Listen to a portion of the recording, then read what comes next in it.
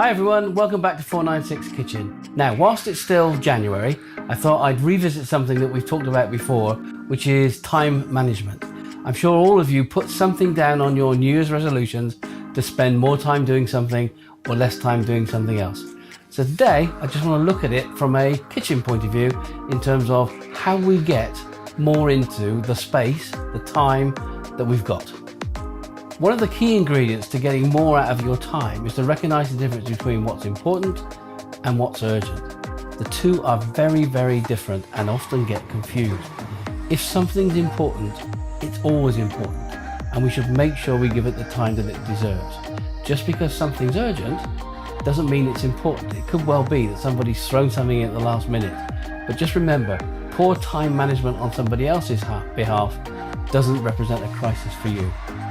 Okay, so let's look at our priorities from a kitchen point of view.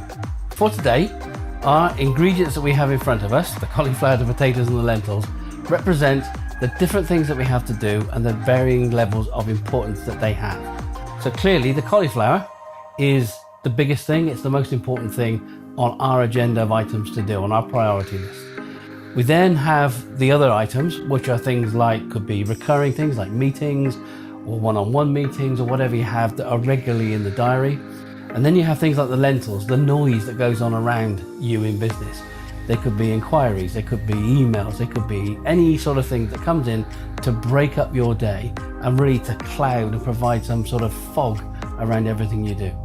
We also have our containers here. Now these represent for me the time that we've got to fit it into. Now the beauty in a kitchen is, if we need a bigger container, we just go and get a bigger container. The challenge we have on a day-to-day basis, and we all face it, is we don't have any more than 24 hours in any day. But guess what?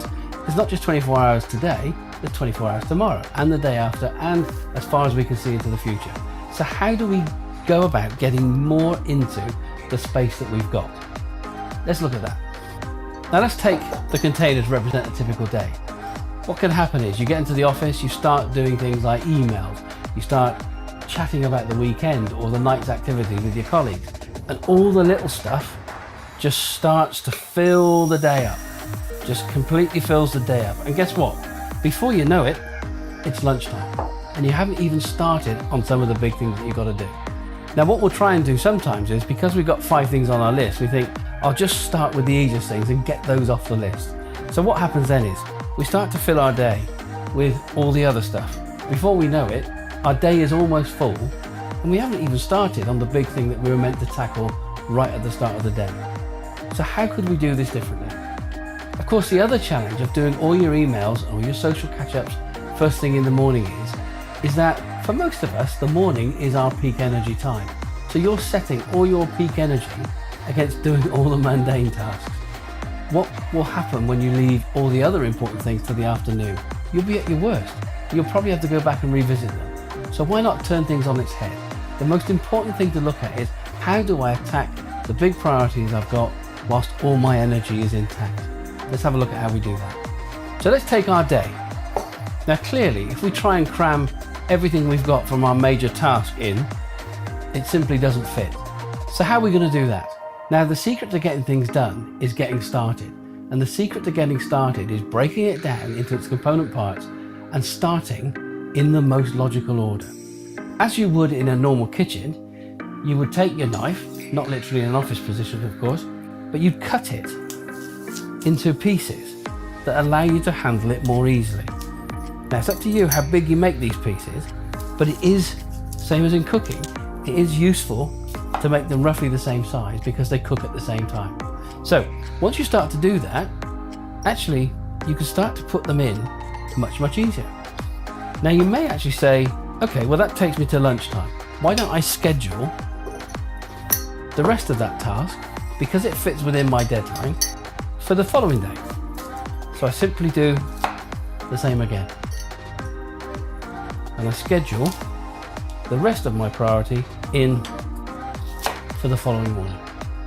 So we've now got our priority set for this morning. As you can see, it takes us up to lunchtime, and we've got the same set for tomorrow. But what about the other things that we've got to do? Well, let's look at them now. We've still got these other priorities, these tasks to do. So let's put them in. And actually, we could fit most of them into one day. So let's just assume we do that for the day. What about all the other bits and pieces that we've got? Well, guess what? If we try and fit them in first, they take us up to lunchtime. But if we leave them and fit them in around everything else, guess what happens?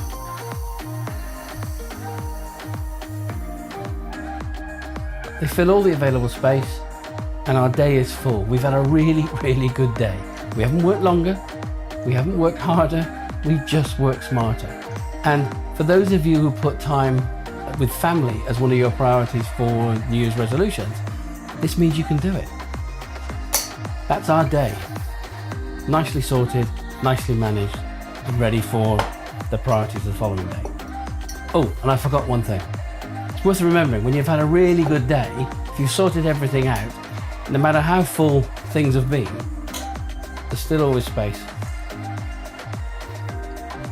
for a glass of wine. Cheers and see you next time.